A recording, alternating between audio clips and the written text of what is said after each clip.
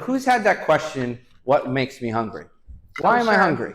Yeah, a lot of hands raised, right? A lot of hands raised. I want some interaction, so we're going to do a lot of hand raising. So hopefully you can walk away and answer that question. And my goal here is to use such esoteric words that the sign language folks have a real hard time translating me. So that's my goal here today. Okay. So this is me. I'm Tro Kalayjian. If you don't know me, this was me 10 years ago. Let's see if the laser light pointer works. That's my wife. I don't know where my wife is. Hopefully she's in the crowd somewhere. And that was us 10 years ago. And this is us on the cruise last year. Who's here from last year? Oh my God, that's amazing. That's amazing. And all of you will be here next year, hopefully. And this is 10 years of keto. And this is what it looks like. And it's not just me. I want to be thankful to my entire team.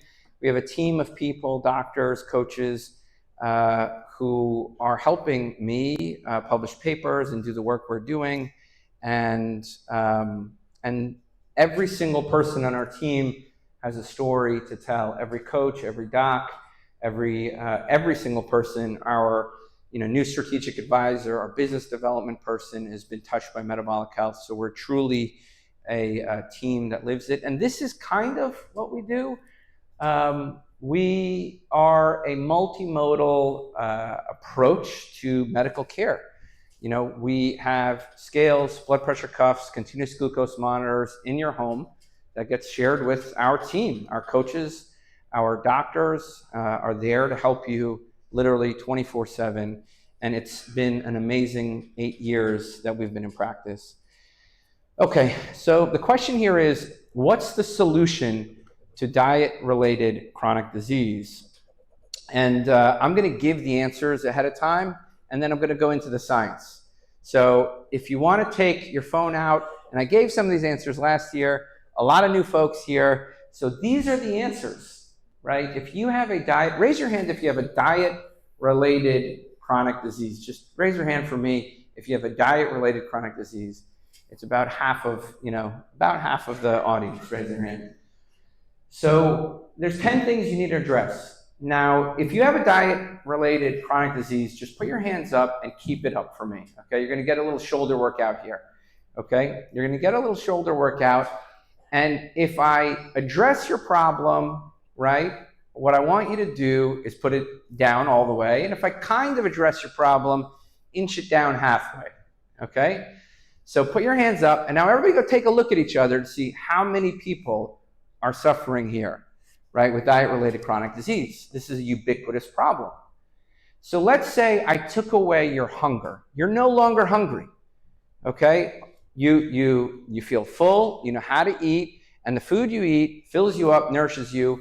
How many of you still have a problem, right? And if your problem is kind of solved, go like this, and if your problem is completely resolved, go like that.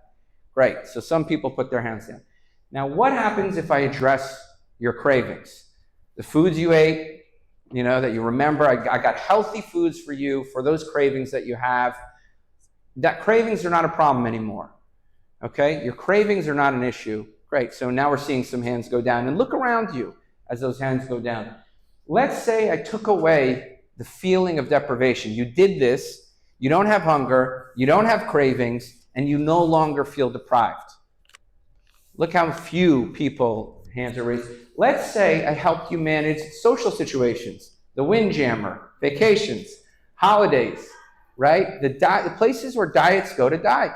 Your Thanksgivings, your Christmas. Let's say I solved those issues for you. I made them easy. You know what to eat at those events. How many of you dates, holidays, anniversaries, all the above? Okay, even less people. Let's say I helped you manage your emotions, how you cope, your mental health, your stress. Now look at how many issues remain. Just a few of you. If your hands are still up, call our office, okay? So this is a systematic way to address diet-related chronic disease. These are the 5 musts. Well, what about, the foods you need to make this sustainable? What about the times of day that are tough, late at night? Who struggles with late at night eating? Everybody's hands go up, right? That's when, 80% of binge eating is at night, right? What about the places that we struggle? Our cars, before we go to work, workplace. Who struggles at the workplace? Yeah, a lot of hands go up. In-laws, yeah, in-laws can be challenging. Or people. My wife doesn't eat this way. My husband doesn't eat this way. My kids don't eat this way. What if we helped you with these things? Would you still struggle? What about this one concept where the minute you deviate, right, the minute you deviate, all you need is a taste and you're done and you recover immediately. There's no week off plan. You're not waiting for Monday. You're not waiting till you see the doctor. You're not waiting for the new year. What if you recovered that minute after that bite? Right? What if you didn't need to binge and then keep eating that way until the month starts over? Who's had a case of the Mondays before? I'll start again on Monday. Right? What if it wasn't that way? So if I did all of these things as your coach, your doctor, your team, very few people still have a diet-related chronic disease issue.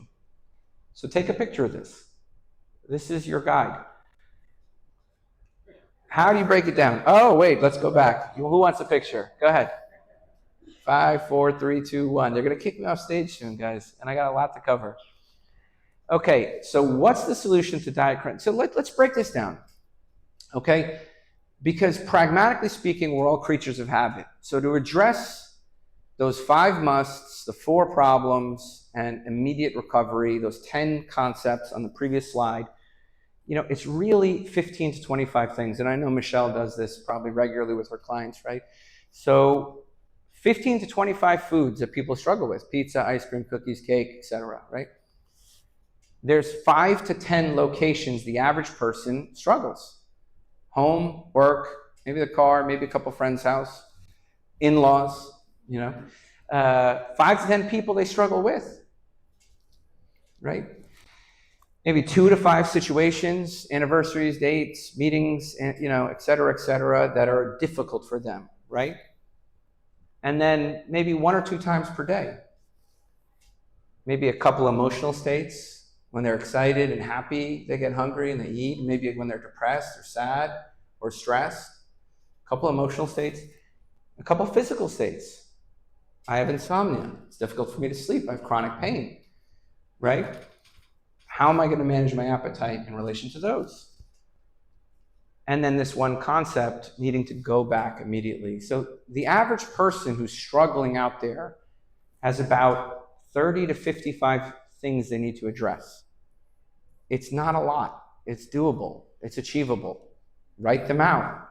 You don't need a fancy doctor. You don't need a fancy health coach. Here's your cheat code.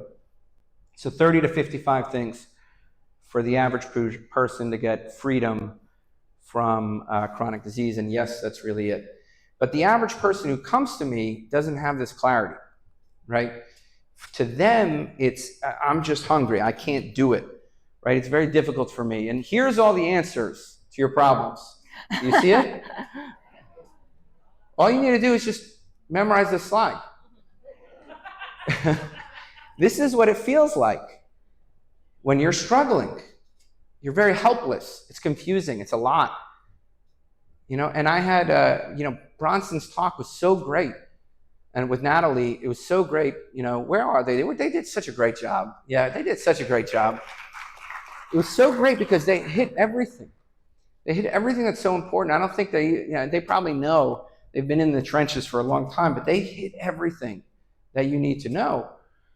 But the average person, this is what they're trying to figure out. And meanwhile, it's your fault, right? It's your responsibility. And all of a sudden, everything you need to do is getting clouded. I know what to do, so why don't I do it? Who's asked themselves that? Oh, yeah. Yep. Right? I don't have willpower. Who said that to themselves? Yep. Yeah.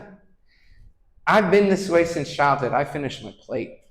I don't say no when somebody offers me a dessert since childhood. Who said that? I just can't do it. Who said I just can't do it? Raise your hands if you said that. Yeah. It's in my genes. Right. You see how things get clouded all of a sudden? Right? Meat's unhealthy. Who's heard that one? Just shut up and count your calories. This is what Dr. Ada said at 13 to me. So why am I hungry? This is the existential question. Why am I eating? What's driving this, right? And my goal here is to pick away at the enigma, to pick away at the problem, and give you some order. So we're going to go through all the hunger that I've learned about. And it's not just hunger and appetite and satiety, right? This is the science that I think you all crave. Last year, we went into the emotional cognitive manipulations that keep you stuck. And then there's the delayed recovery and the inaction that Natalie and Bronson really highlighted.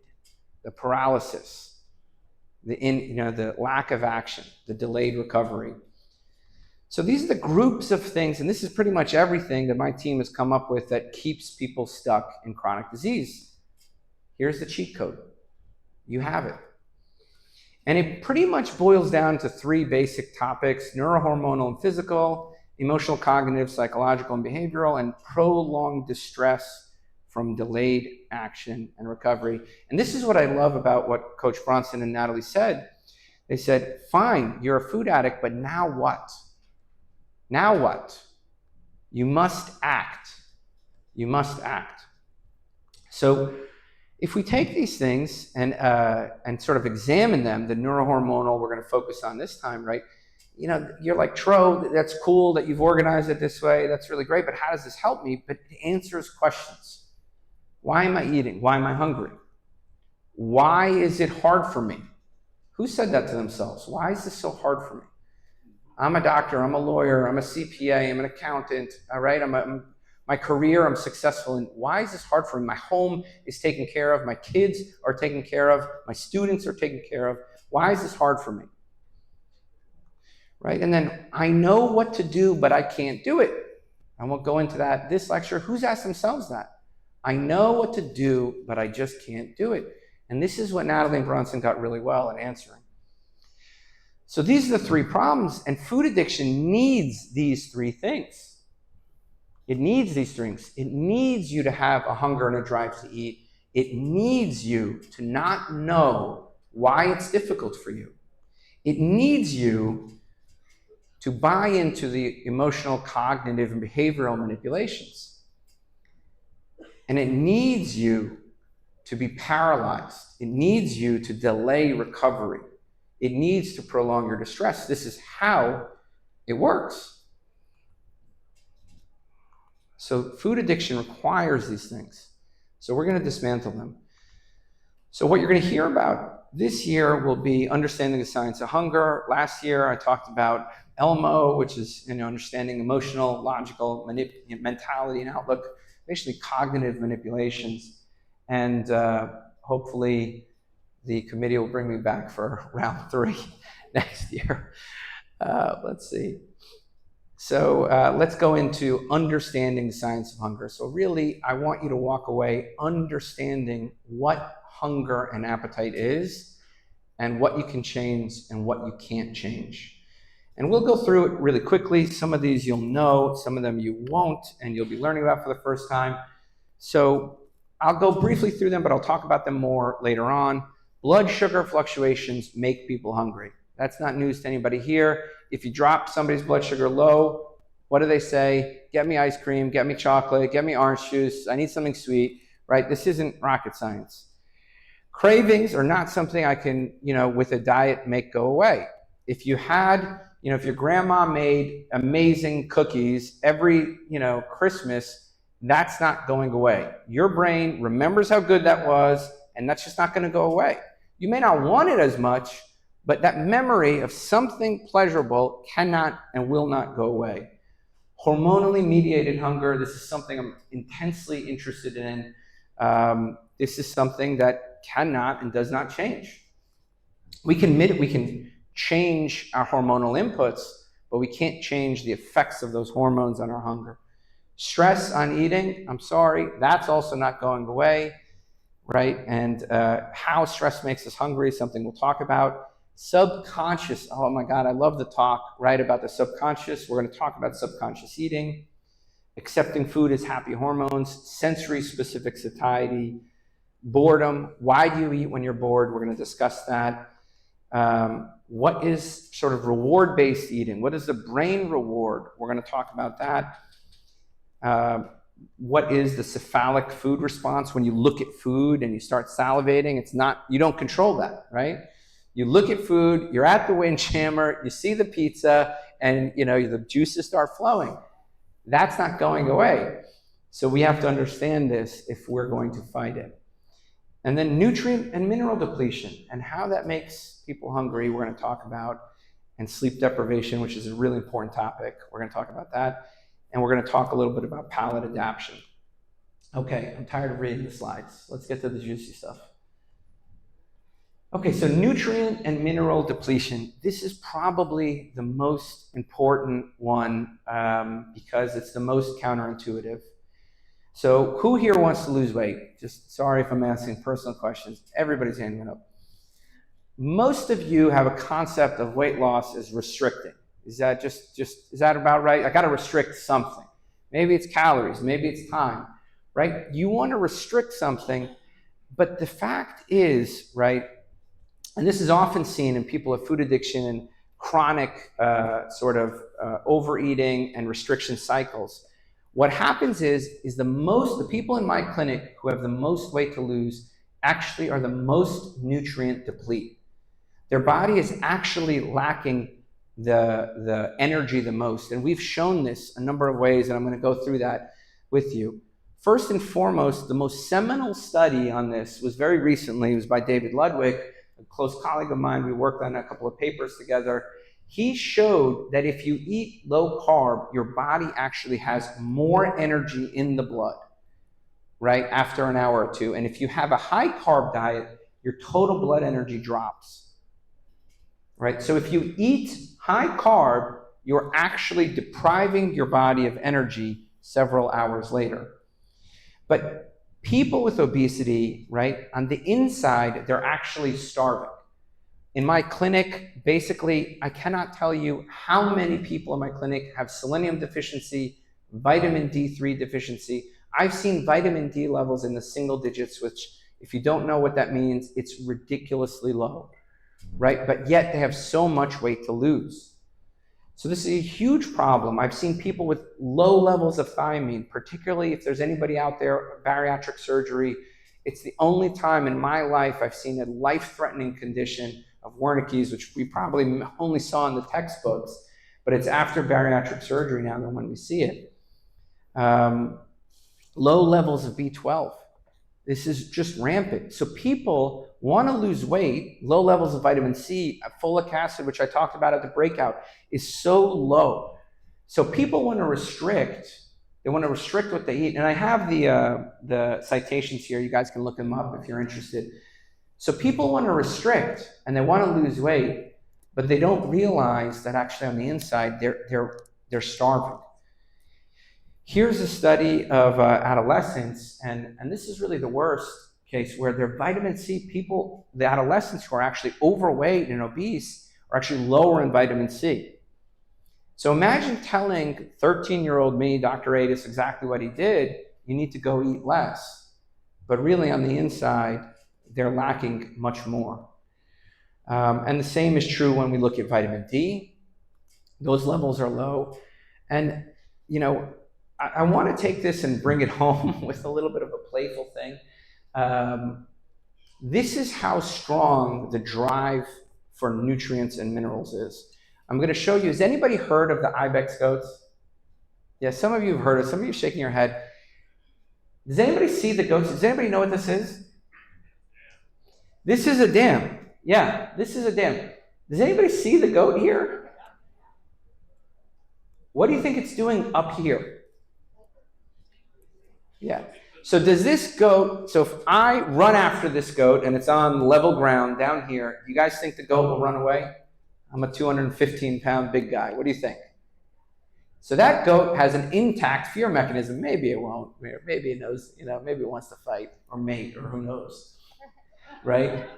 But That goat has an intact fear mechanism. It evades predators. But what is it doing up here? Anybody want to take a guess? It's somebody said it. Oh, let's see if I can get it to play. I can't get it to play. Maybe I can get it to play. Let's see. Yeah, there it is. Here's the goat, right? And it's climbing up there, and it teaches its kids to climb up to the top of this dam. And this is how strong that drive for nutrients and minerals is. It's going up here, and it's taking its offspring, risking essentially everything. If it tumbles down here, it's not going to make it. And it's going up to the top of this dam to lick salt off of the dam, to lick the magnesium, to lick the salt off of the dam. So this is risking everything just to replete nutrients and minerals. This is what the average person with obesity is going through. You're not going to overpower this drive to eat. You need to nourish your body first. This is why when I have somebody who has a lot of weight to lose, not only do we check all the nutrients, but we just focus on eating, filling food first before we restrict. So we talk about nutrient and mineral depletion. We're going to talk about glycemia-induced hunger. If I told you this, you'd go crazy. So in 1953, in the New England Journal of Medicine, we figured out what drives hunger. What is the primary drive of hunger? Because at the time in 1953, Gene Mayer didn't know what it was until he went and tested. They didn't know if it comes from the stomach. Who thinks hunger is rumbling in the stomach? Right? Some hands up, right? But it's not really that simple, right? It's up more in the mind. Somebody pointed. So what he did was he showed that it was actually blood sugar dropping that made people get hungry. So I wonder, why did we focus on calories for the last 7 decades when we know glycemic fluctuations and hormones are what drive hunger? And there's one answer: Coca-Cola. Mm-hmm. So that work, there's been a lot of work since then. I'm just going to show you the seminal study, I think, in my opinion, it was in Nature Metabolism, was on 1,000 patients, and they showed that blood sugar fluctuations and this post-meal glycemic dipping, postprandial glycemic dipping, where your blood sugar drops rapidly and sometimes even below baseline, that actually is a huge cause of hunger. Not only is it a cause of hunger, it makes you eat a lot sooner. It makes you eat a lot more in the 3 to 4 hours after that happens, and it makes you eat more over the next 24 hours. So while they're out there telling you to eat less calories, I'm here to tell you, keep your blood sugar stable. It's going to make this easier for you. It's going to address your hunger. Eat filling foods so your body is nourished. Replete your minerals. No financial conflicts. Thank you, Keto Chow. And salty. So we're talking about reward-based eating and dopamine-driven behavior, right? So this is important to know. When they start a low-carb diet, we often encourage fats, right? But we are very keen to tell people fats are an important part of that reward system for your brain. This is a study from Dana Small. She's just an amazing researcher on appetite. And she showed that adding fats to carbohydrates is what your brain wants. So raise your hand if you like plain pasta. Yeah, a couple of hands go up. Raise your hand if you will drink melted cheese. This is a different group. Raise your hand if you'll drink olive oil, just like that. Not so many hands. How many of you like if I combine the pasta with the olive oil, with the cheese? How many of you like mac and cheese? A lot more hands. This is what she showed, and she proved it with functional MRIs. She showed that our reward system rewards combining fat with carbohydrates. So when you're craving food because that blood sugar is low, your brain's not going to want the baked potato plain. It's not going to sit there and drink olive oil. It's going to want the baked potato, the loaded baked potato. And if you look at most of modern addictive food, it obeys this pattern. Chocolate, 50% carbs, 50% fat. Pizza, 50% carbs, 50% fat. French fries, chips, cookies, cake, candy, fried rice, all the way down the line. Cheeseburgers, they're carb-fat combinations. The most addictive food are carb-fat combinations. Must contain carbs, even better if they have fat. Plus or minus salt, plus or minus sweet. So it's important to understand this. This is what your brain wants when it's going to crave food.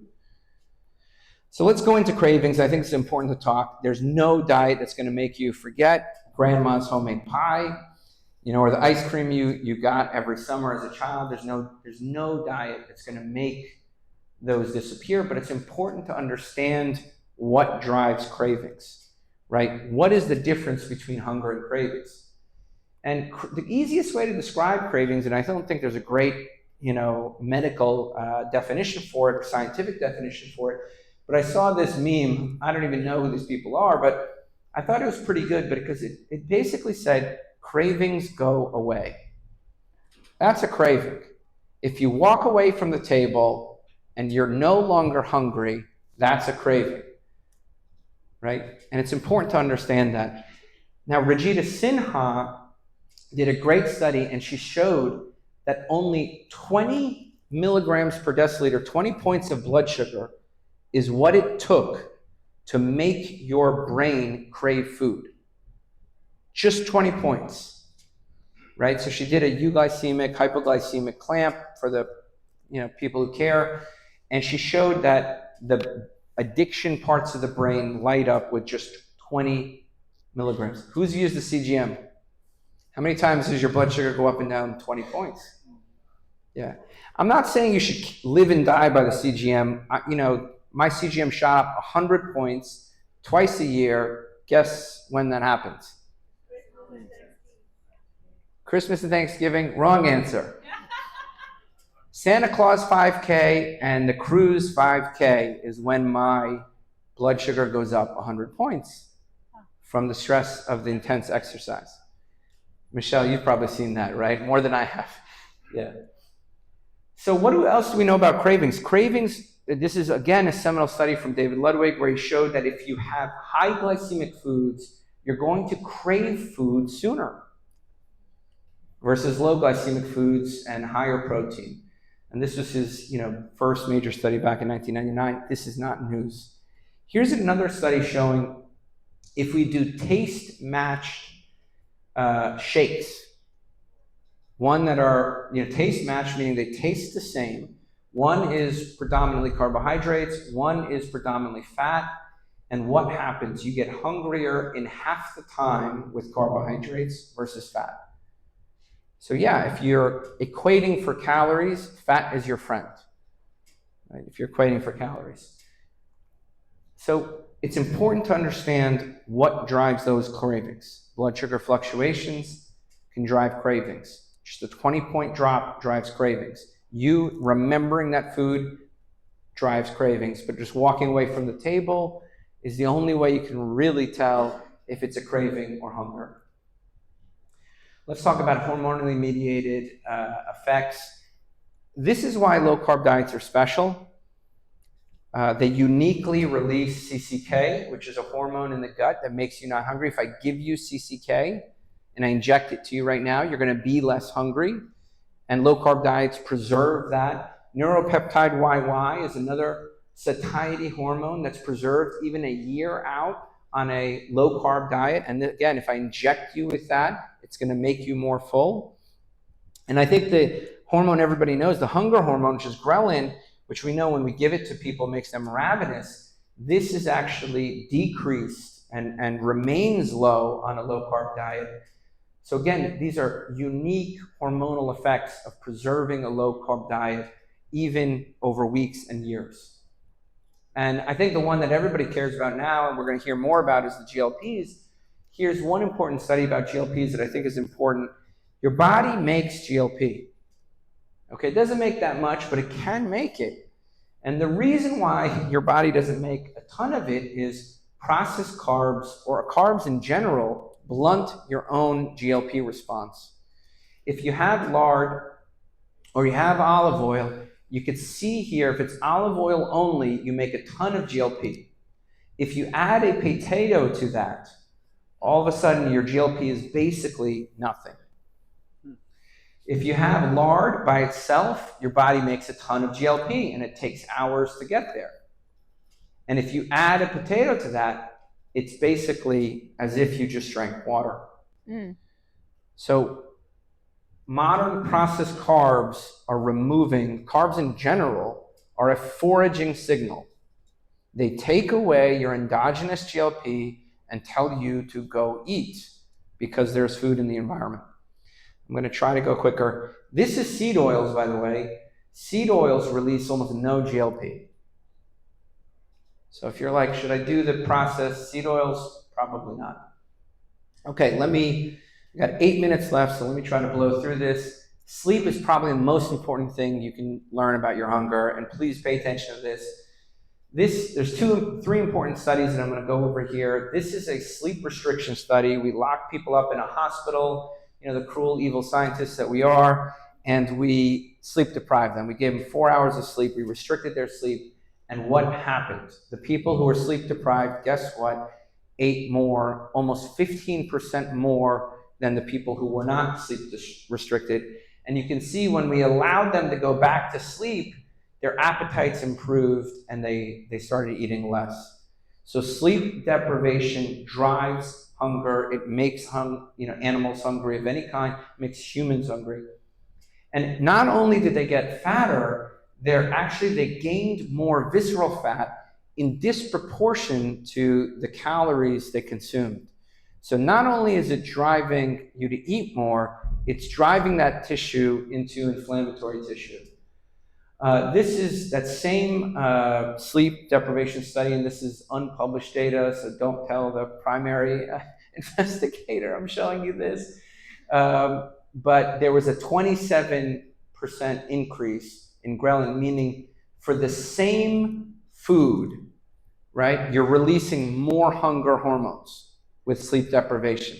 27% more hunger hormones, and you are waking up with more hunger hormones, which is kind of crazy, right? It's not a moral failure when you're sleep deprived and hungry. And this is an observational study basically showing that the more you weigh, the more likely, the more associated less sleep is. It's very intimately related.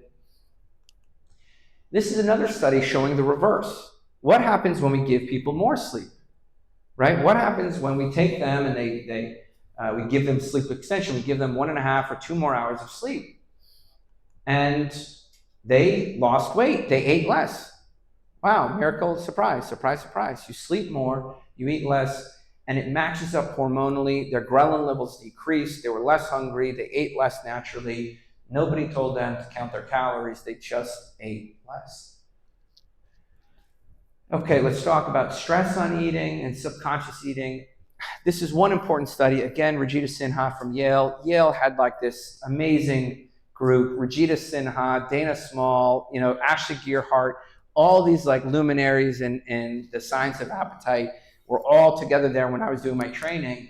And this was an amazing study that she did showing how stress mimics hunger. So who's ever done this? Just raise your hand. If you've said, I wasn't even hungry, how did I eat all of that? Yeah, sure. Everybody's hands went up, okay? I wasn't even hungry.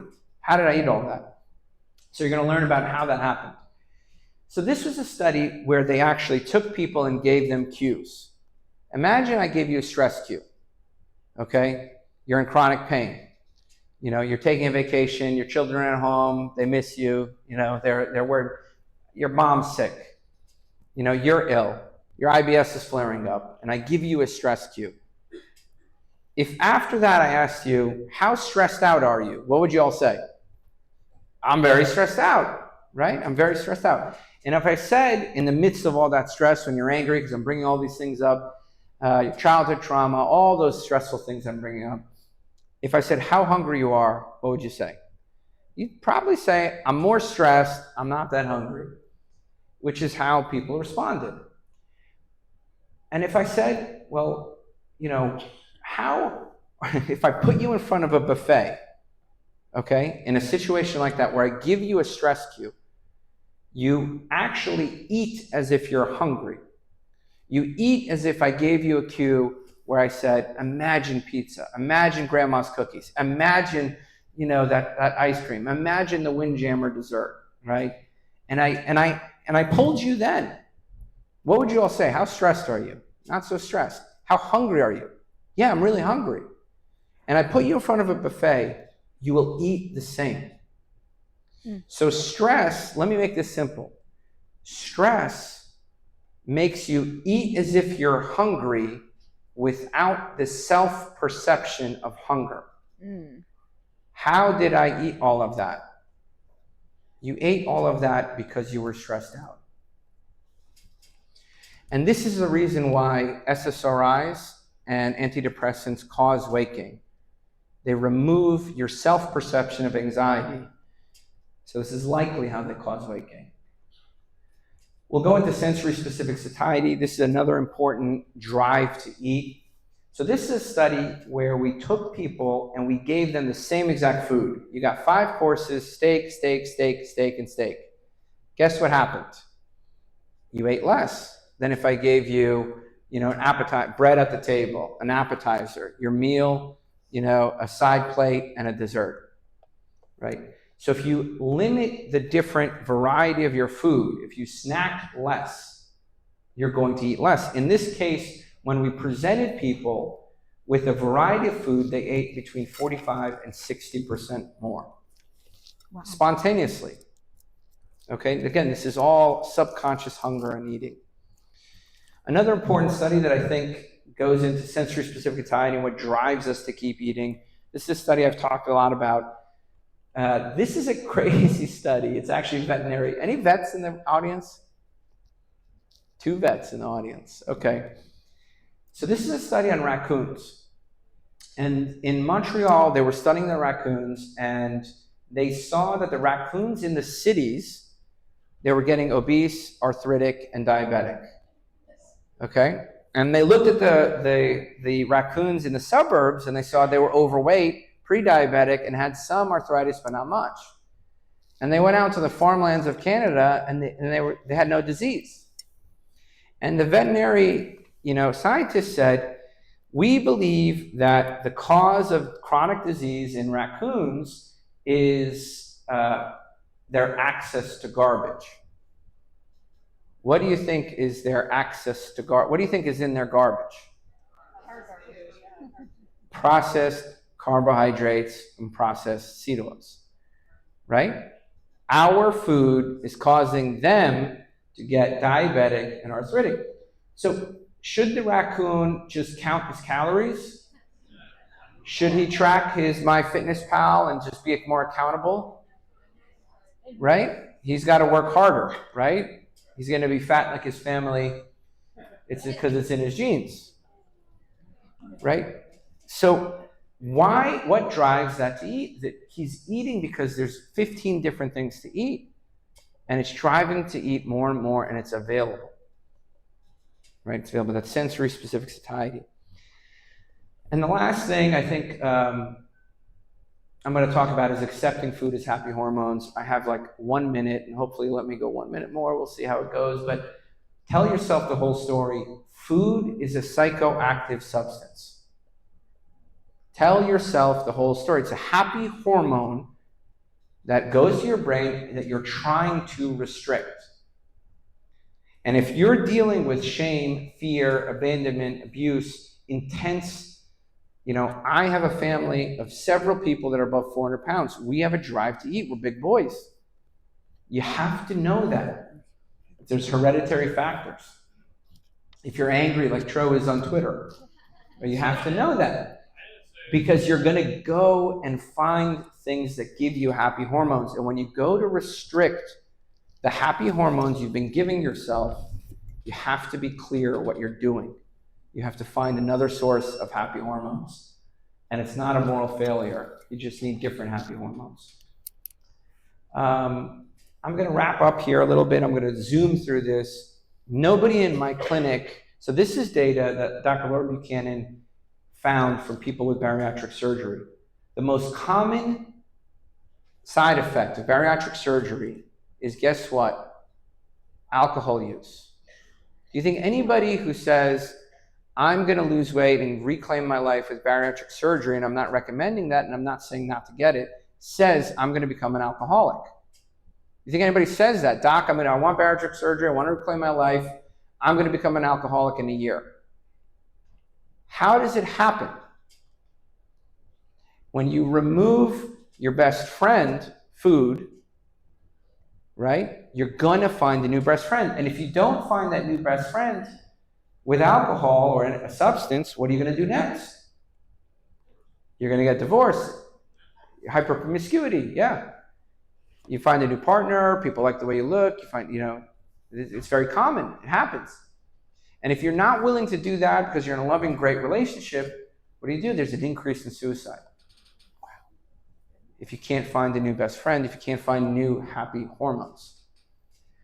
So just realize that it's not a moral failure. Be honest with yourself that it is a happy hormone. It's not a moral failure. You just need to find a new happy hormone. And I'm going to skip through palate adaptation, but just realize that your palate changes, and I don't want to be even later than I am. Otherwise, they won't bring me back next year. So with that said, thank you so much. Thank you to everybody. The rest of the side.